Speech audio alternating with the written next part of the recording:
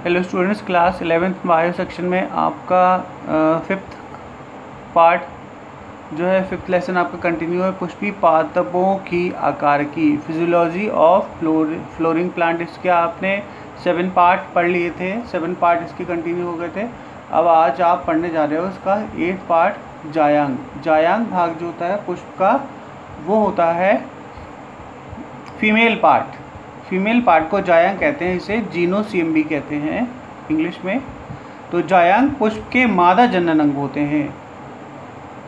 इससे हम समझते हैं कि एक अथवा अधिक अंडक से मिलकर बनता है, एग से मिलकर बनता है। अंडक के 3 भाग होते हैं, वर्तिका, इसे कहते हैं वर्तिका या स्टिग्मा।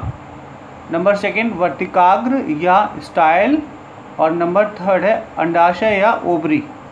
अंडाशय का आधारी भाग फूला हुआ होता है, जिस पर एक लंबी नली होती है, जिसे वर्तिका कहते हैं, ट्यूब। वर्तिका अंडाशय को वर्तिकाग्र से जोड़ती है। वर्तिकाग्र प्रायः वर्तिका की चोटी पर होता है, इसकी टॉप पर होता है। पराग कण को ग्रहण करती है। ये जो वर्तिका है पराग कण को ग्रहण करती है। वर्तिकाग्र परागकण को ग्रहण करता है और वो ट्यूब नीचे अंडाशय तक पराग को या पॉलन ग्रेन को भेजती है। प्रत्येक अंडाशय में एक अथवा अधिक बीजांड होते हैं, जो चपटे गद्देदार अंडाशन से जुड़े रहते हैं। जब एक से अधिक अंडक होते हैं तब ये पृथक या फ्री होकर, मुक्त होकर, जैसे कि गुलाब और कमल में देखने को मिलता है, वियुक्तांडपी एपोकार्पस होता है। जब अंडक जुड़े रहते हैं जैसे मटर तथा टमाटर, तब उन्हें युक्तांडपी सिनकार्पस कहते हैं। निषेचन के बाद बीजांड से बीज तथा अंडाशय से फल बन जाते हैं। बीजांडन्यास अंडाशय में बीजांड के लगे रहने का क्रम को बीजांडन्यास या प्लेसेंटेनेशन कहते हैं। बीजांडन्यास सीमांत स्तंभीय भित्तीय आधारी केंद्रिक से मुक्त होकर स्तंभीय प्रकार बनाता है। सीमांत में बीजांडासन अंडाशय के अधर जीवन भाग से होकर कंटक प्रकार बनता है। सीमांत के बीजांडासन में अंडाशय के अधर सीवन से के साथ कटक बनता है और बीजांड कटक पर स्थित रहता है। जब 2 कतारें बनती हैं, जैसे कि मटर में, जब बीजांडासन अक्षीय तथा अक्षीय होता है, बीजांड कोष्ठ की अंडाशय पर लगे रहते हैं। ऐसे बीजांडन्यास को स्तंभी कहते हैं। इसका उदाहरण है गुड़हल, नींबू, टमाटर आदि। भित्तीय बीजांडन्यास में बीजांड अंडाशय की भित्ति पर अथवा परिधीय भाग में लगे रहते हैं।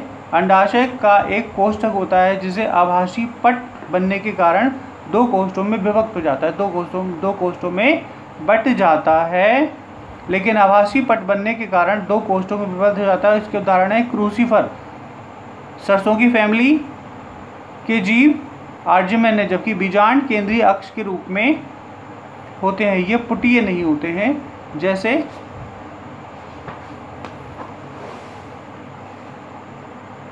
कि डायथेंस तथा प्रिमरोज। इस प्रकार के बीजांडन्यास को मुक्त स्तंभीय कहा जाता है या कहते हैं। आधारी बीजांडन्यास में बीजांडासन अंडाशय के आधार पर होता है। इसमें केवल एक बीजांड होता है। इसका उदाहरण है सूरजमुखी और गेंदा। अब बच्चों फल कंटिन्यू करते हैं। फल, फ्रूट्स। फल जो है इसे फ्रूट्स कहते हैं, और ये विकसित अंडाशय, जो परिपक्व अंडाशय होता है, वो फल का रूप ले लेता है। आगे पढ़ते हैं। फल पुष्पी पादपों का एक प्रमुख अभिलक्षण है। ये एक परिपक्व अंडाशय होता है, जो कि निषेचन के बाद विकसित होता है। यदि फल बिना निषेचन के विकसित हो जाए तो उसे अनिषेकी या पार्थिकोणिक फल कहते हैं। फल प्रायः फल में एक भित्ति अथवा फल भित्ति के बीज होते हैं। फल भित्ति शुष्क तथा गूदेदार हो सकती है, जबकि फल भित्ति मोटी तथा गूदेदार होती है। इनमें से एक बाहरी भित्ति होती है, जिसे बाह्य फल भित्ति कहते हैं, तथा एक मध्य फल भित्ति तथा एक अंतः फल भित्ति होती है। और इस प्रकार आम नारियल में फल के 2 प्रकार अस्थिल रूप कहते हैं। एक फल अंडपी ऊर्ध्ववर्ती अंडाशय से विकसित होते हैं, इनमें एक बीज होता है। और आम में फल भित्ति, वाय भित्ति, गूदेदार खाने का वाला योग मध्य फल भित्ति तथा भीतरी कठोर पथरीली अंतःफल भित्ति के रूप में सुस्पष्ट रूप से विभेदित हो जाती है। नारियल में मध्य फल भित्ति तंतुमय होती है। ओके बच्चों, thank you so much for watching my video. अगले टाइम में बीज हम लोग कंटिन्यू करेंगे, बीज पढ़ेंगे सीड। ओके बच्चों।